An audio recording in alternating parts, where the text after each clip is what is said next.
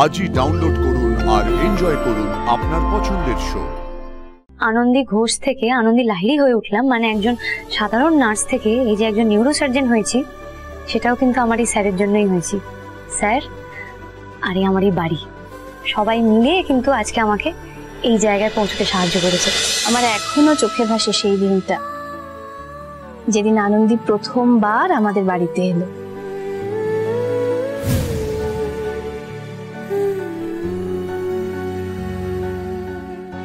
মায়ের ছিল ইনজেকশনের ফোবিয়া, সে কোনো নার্সে সেই মাকে ইনজেকশন দিতে পারতো না। আনন্দী এসে সেই অসাধ্য সাধন করলো।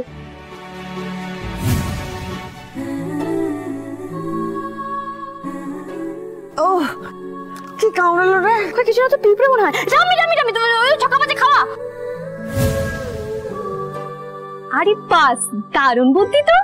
এটা অনেকটা লজেন্সের রাংতাতে বাচ্চাদের উচ্ছে খাওয়ানোর মতো ব্যাপার, খানিকটা সেরকমই বলতে পারো। তারপর তারপর তারপর আর কি, সব বাধা বিপত্তি কাটিয়ে মা দুর্গা আপনাদের চিফ আর আনন্দীকে মিলিয়ে দিলেন। আমাদের কিন্তু কখনো কোনো গল্প বলে না, দুজন খালি কাজই করে যায়। হবে না, দুজনেই তো কাজ পাগল, দুজনে কিন্তু মিলেছে ভালো। হ্যাঁ, তবে হ্যাঁ, শুরুর দিকে কিন্তু এরকম ছিল না। শুরুর দিকে দুজনের মধ্যে মাঝে মধ্যে ধুন্ধুমার লেগে যেত। আপনাদের চিফ সে তো স্ট্রিক্ট, সে ডাক্তারি আর ডিসিপ্লিন, এছাড়া আর কিছুই বোঝে না। আমাদের আনন্দীও তো খানিকটা সেরকম। না না না, আনন্দী হলো দক্ষিণের খোলা হাওয়া।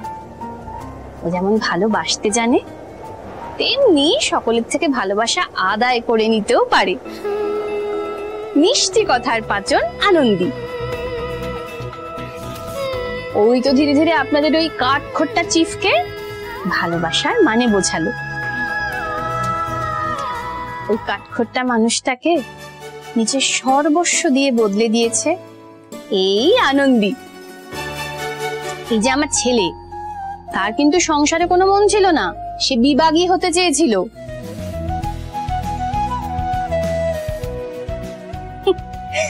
সংসার বিয়ে এসব কিছুই সে করতে চায়নি। ও ভেবেছিল আর্তের সেবায় নিজের জীবনটাকে একেবারে বিলিয়ে দেবে। হাই কপাল, এ কি কথা গো?